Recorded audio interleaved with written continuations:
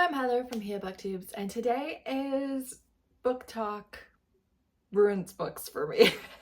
So as you all know, I am a fan of Booktok. I don't have any issue with it. I think that there's a lot of wonderful creators over there, but every once in a while I will get a video coming across my feed that is trying to convince me to read a book in a way that could never convince me to read a book, and that I would actively avoid that book, that author, for the rest of my reading days if I was aware that that was how they were marketing their books. This is that. As always, I don't show you the videos or anything, so I'm not trying to drag anybody. I'm allow them to be anonymous. Yeah, I hate these.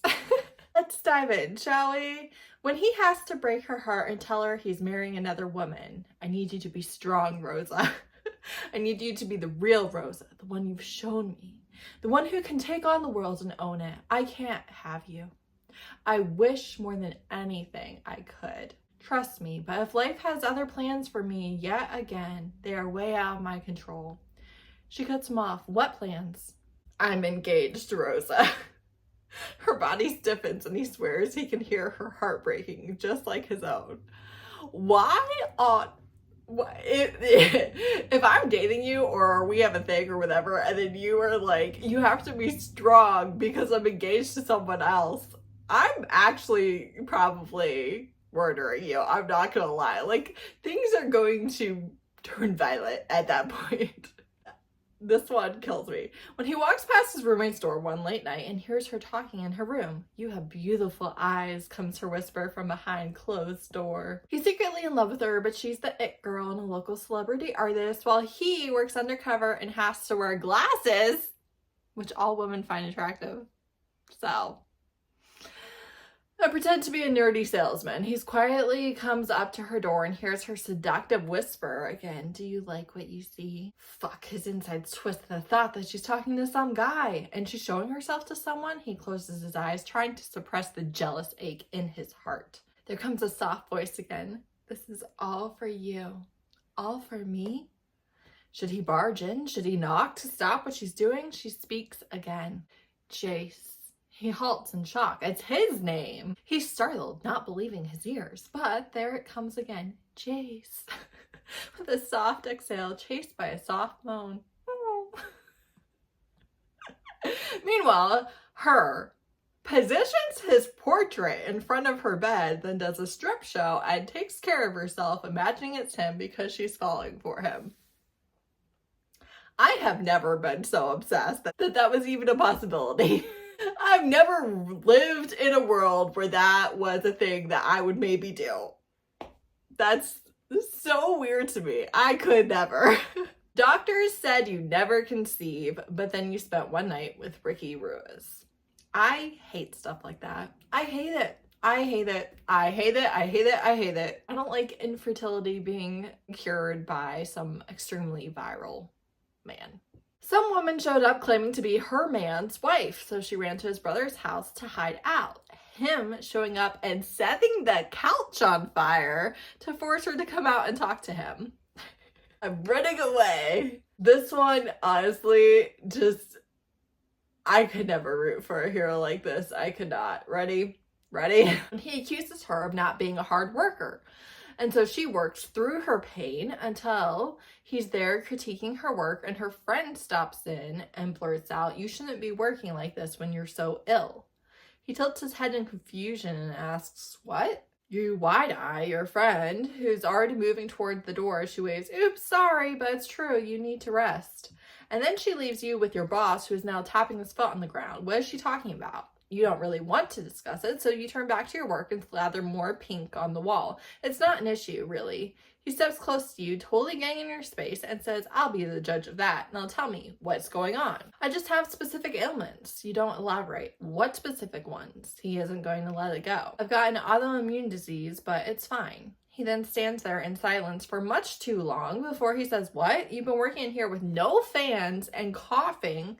And no, it's fine. When I was back home, they said that if I just made sure to monitor it. So you haven't talked to anyone since moving here? His voice is quiet now, but his stare is too intense. What for? I'll go later. I've been busy working in this place that my boss wants me to. You point out he's wanted you working. Just your boss? He leans in. You go to sleep beside me at night, love, and live with me while we're fake dating. Don't. He stops you. Look, I know this is a lot of new information you try to explain, but let's just get this work done because we're so close to opening day and I could give 2 fucks about opening day. We could be a millisecond away from it and you wouldn't be continuing work. And with that, he tosses the brush down and takes you home to rest. And the next morning you try to get to work quickly, but when you show up, he's there, sleeves rolled up, working on your job for you. So, not only is your boss an a-hole who has poor working conditions, you don't have the proper ventilation, you're coughing, you're obviously affected by this paint, but he wants you working. He also accuses you of not being a hard worker, and he's sleeping with you? And my husband accused me of not being a hard worker? Do you think we'd still be sleeping together? That is so unattractive. I can't even begin to tell you. But also, like, he's a bad boss. He's not only a bad boss, but they're already sleeping together.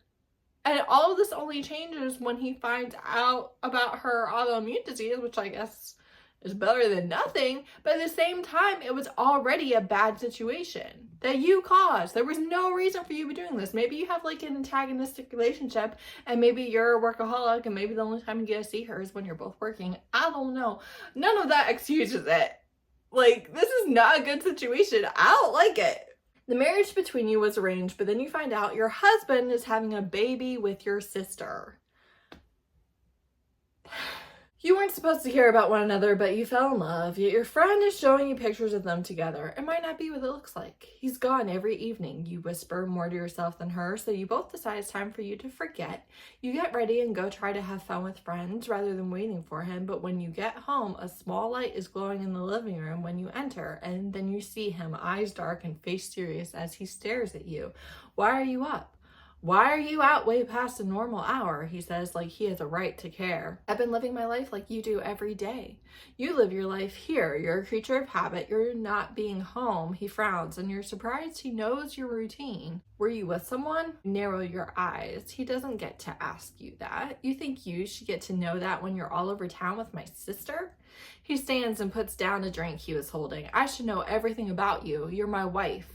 You're about to tell him that won't be for long, but you see that he picks up the packet, the one you signed this morning. And if you think divorce papers is going to change that, well, shall we see? And then he walks toward you and lifts your dress fast before he... So, you're married. He doesn't explain anything about your sister. He's never home. You're always at the house by yourself. One can only assume he's not actually having a baby with her sister, right? But still, that's what you think. And his solution is sex. I truly do despise in romance books where you desperately need a conversation to fix things and you have sex instead. That doesn't fix your issues. The mafia daughter pleads with her father, begging him to believe it wasn't her fault what the man did to her. I have typed here, why are all the book talks I'm getting just rape? And let me tell you, there were so many.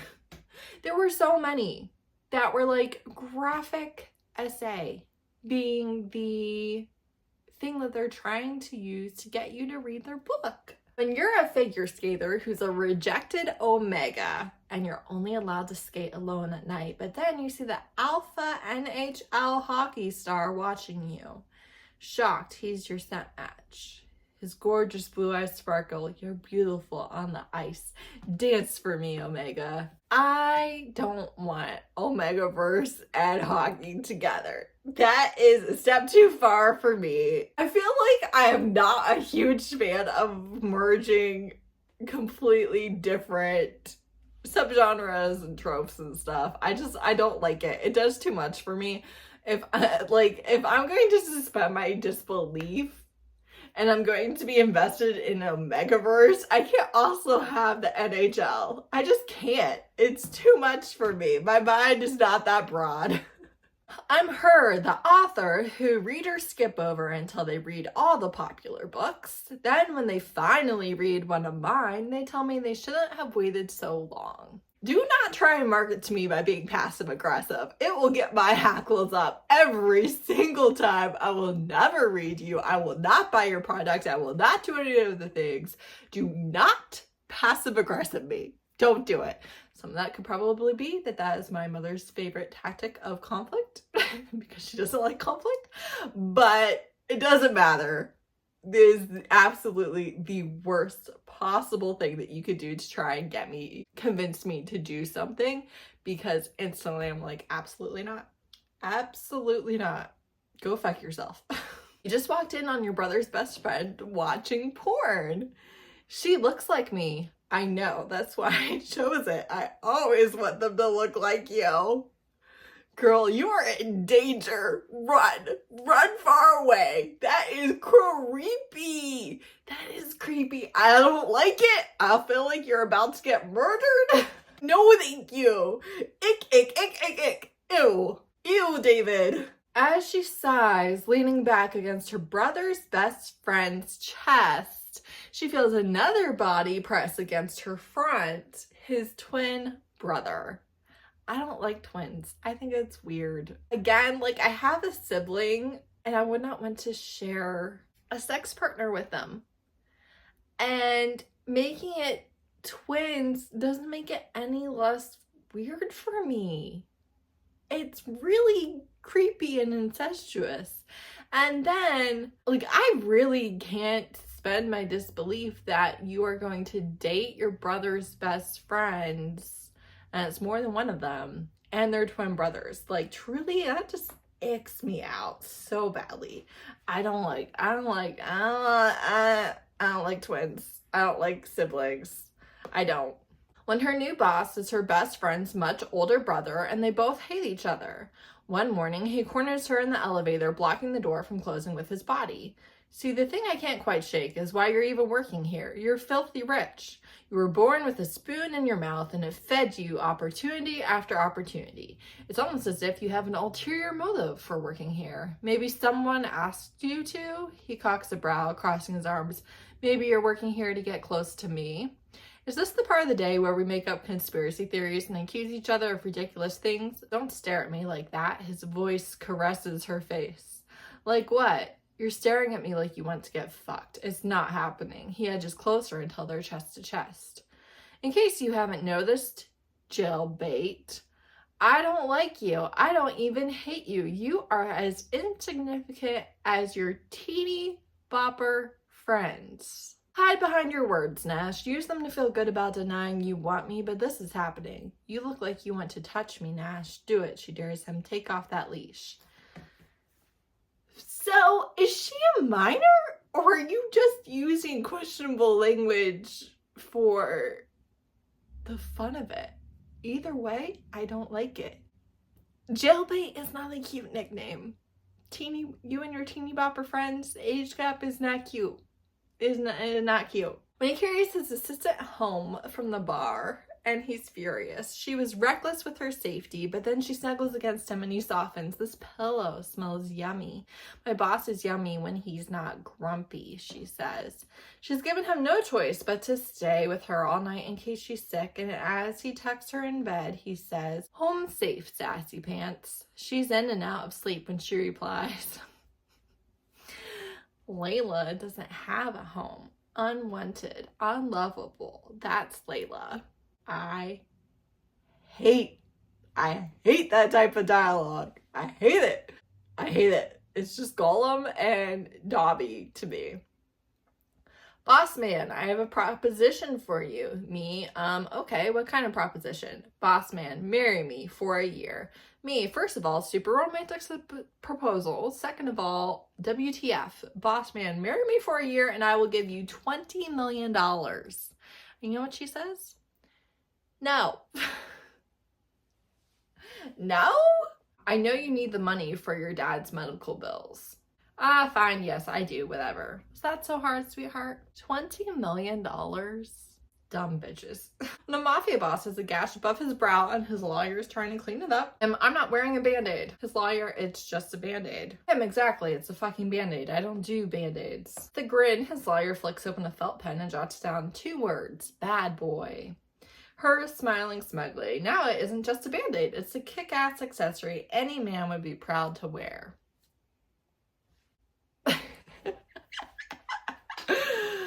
Yeah, no, just the Band-Aid was way, way, way better. When she accidentally orgasmed during her pap smear with her ex-best friend's older brother. You shouldn't be doing it in the first place. I don't understand what is wrong with you people. Also, there is no doctor that is so sexy that I'm going to accidentally orgasm during a pap smear. Have you ever had a pap smear? That's not what they do.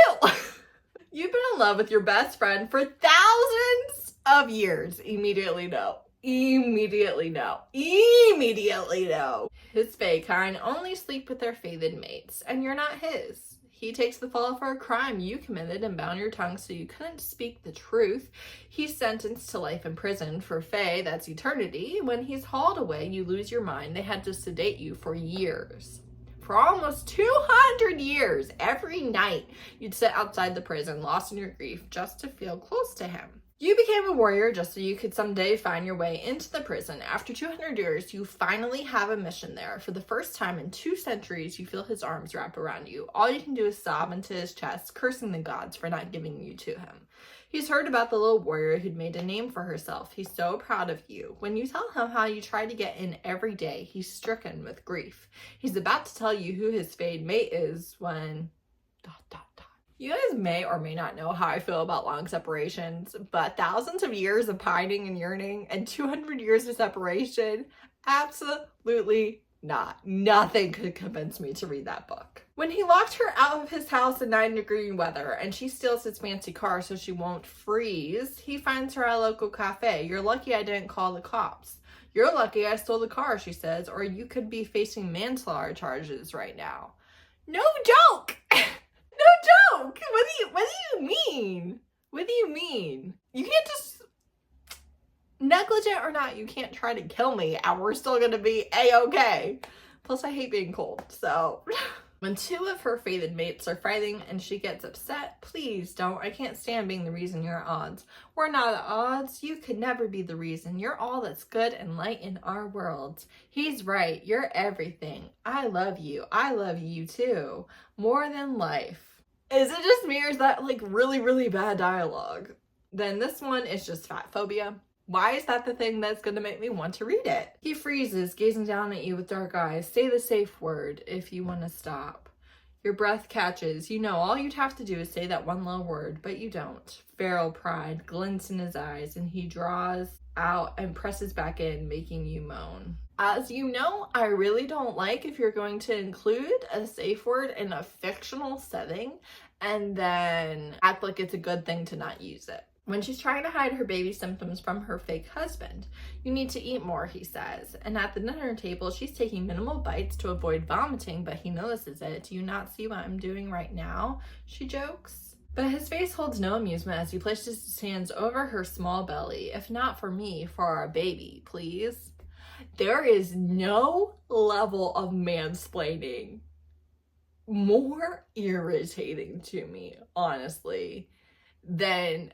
You who have never experienced pregnancy will never experience it. It doesn't even have to be pregnancy, but it particularly bothers me with pregnancy. Trying to take the moral high ground and decide what somebody else should eat and how they should eat and when they should eat. I hate it.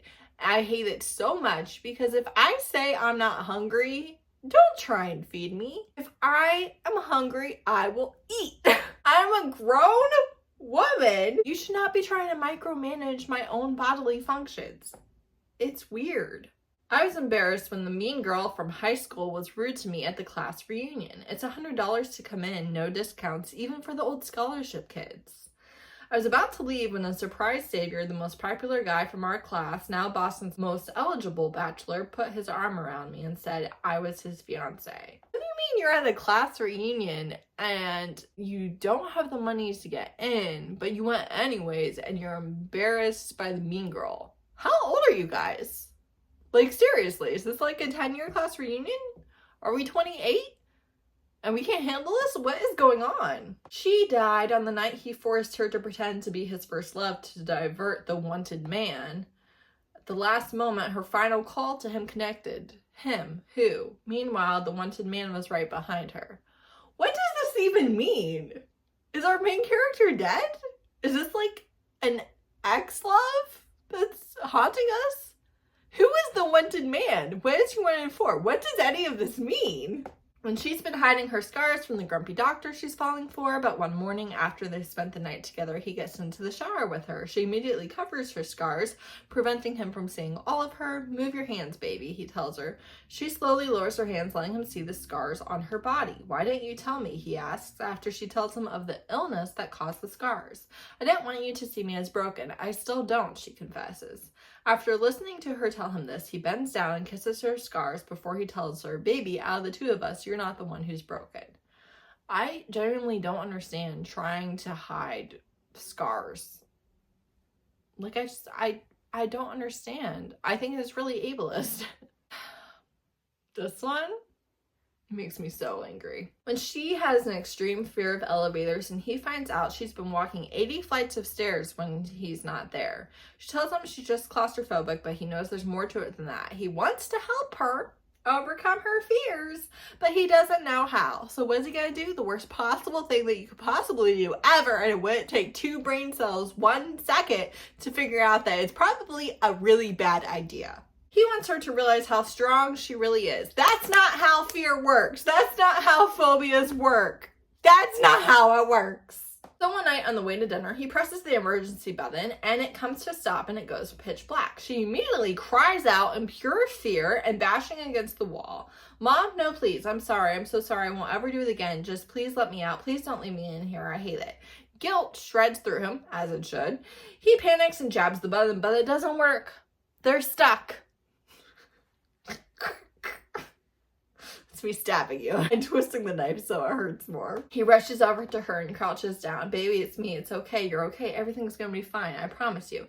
As he picks her up, she starts to cry uncontrollably, clawing at his chest and scratching at his neck. He manages to get the elevator moving again and cradles her into his chest. I'm so fucking sorry, Santa. I'm sorry this happened. I'm so sorry she did that to you. He chokes out, trying to keep it together. Okay, but you're the one that locked her in the elevator. He takes her back into the penthouse and lays her down in the bed, cuddling into her. She doesn't speak. She doesn't move. He whispers over and over again how much he loves her. If you did that to me, relationship over. Over. Sleep, baby. I've got you. I will never let that woman hurt you again. You are strong. You are incredible. Again, that's not how fear works. When she finally settles against him, he decides, fuck the penthouse. I'm buying us a mansion. No more elevators. I'm sorry, you couldn't do that just based on the fact that she didn't like the elevator without traumatizing her more? Could never be my hero. When she's picking flowers at the park for her sick father and she unknowingly runs into the famous billionaire player. How is he a hockey player and a billionaire? I'm sorry, she blurts out. Watch where you're going, he grinds out and walks away. She's left on the ground, wondering who that jerk was. Then an older gentleman dressed in a dashing suit approaches her. He offers her his hand. I have a proposition for you. I assume marriage or fake dating or something. But if you are so rude that you knock a woman over, you knock anyone over in public, and you just leave them on the ground and tell them to watch where they're going, you are not a good person. He chooses her as his wife because she is mute, but she accidentally gasps from pain when she cuts her finger. First of all, so she's not actually mute. So personally, I think it's like very messed up that he picked her as his wife because he doesn't have to listen to her. But secondly, a gasp is just air. Mute people can breathe. They can gasp. He becomes obsessed with hearing her voice and every sound that comes from her. I don't care. I don't care. I don't care. I don't like you as an author and I don't like these characters. They grew up in an orphanage together and she's convinced he hates her until he saves her from an essay. Don't you touch her. Again, I know we live in a world where the bare minimum is too much to ask sometimes. But not allowing someone to be sexually assaulted in front of you should not only be reserved for people that you don't hate. It should not only be reserved for people that you're actually secretly in love with. It should not only be reserved for people that you like. If you have the ability and the opportunity to stop harm from happening to another person, you should do it, regardless of any personal feelings. When your bully teases you for being thick, but he sees you with his best friend and he completely loses it. Are you two dating, he asks, hitting the gas on the way to see his friends.